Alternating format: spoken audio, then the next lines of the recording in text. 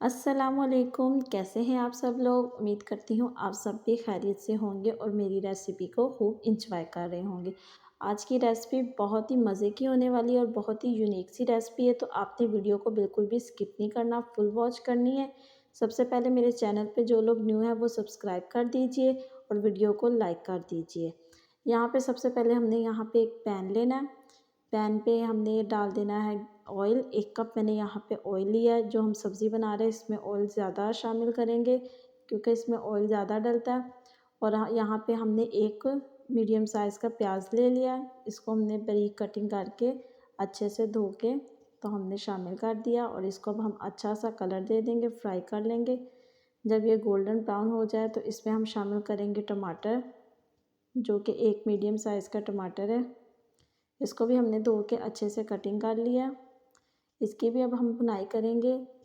भुनाई करके तो हम इसमें शामिल करेंगे अब नमक। आप अपने टेस्ट के हिसाब से शामिल कर सकते हैं। मैंने इसमें शामिल किया आधा चम्मच नमक का, आप कम ज़्यादा कर सकते हैं। आधा चम्मच नमक शामिल करेंगे, बाकी स्पाइसेस भी हम साथ ही शामिल कर देंगे।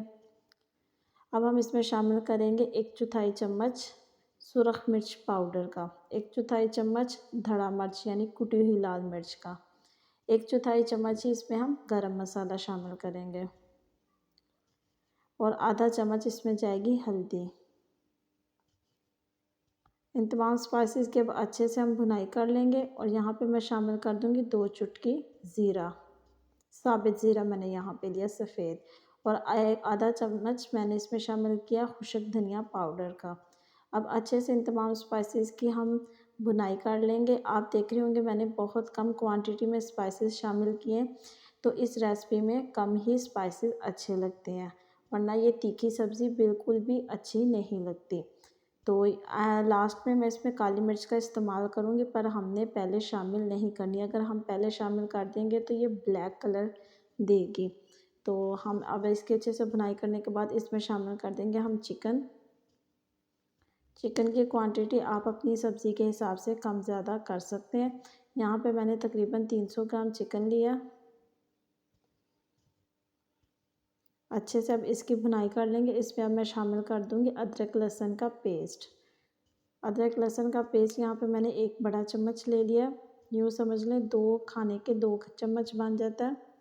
तो इस रेसिपी में आपने अदरक लहसुन का पेस्ट शामिल करना है, पाउडर नहीं शामिल करना। पेस्ट शामिल करने से इसमें बहुत ही अच्छा टेस्ट आता है और बहुत ही मज़े की लगती है, और थोड़ी मकदार में ज़्यादा करना है, इसीलिए मैंने यहाँ पे 2 खाने के चम्मच लिए हैं। अब अच्छे से हम इस चिकन की भुनाई कर लेंगे। अदरक लहसुन का पेस्ट आपने इसी स्टेज पे शामिल करना जब हम चिकन शामिल कर लेंगे, पहले इसमें शामिल नहीं करना, और ना ही काली मिर्च का इस्तेमाल हमने पहले करना है। काली मिर्च का इस्तेमाल हमने आगे चल के आप वीडियो में देखिएगा कब मैं करती हूँ, तो इसीलिए आपने मेरी वीडियो को बिल्कुल भी स्किप नहीं करना। यहाँ पे अब हमारे चिकन की अच्छे से भुनाई हो चुकी है। अब इसमें हम शामिल कर देंगे ज़ुकीनी की सब्ज़ी, जिसे ज़ुकीनी भी कहा जाता है, मारू भी कहा जाता है, कोसा की सब्ज़ी भी कहा जाता है।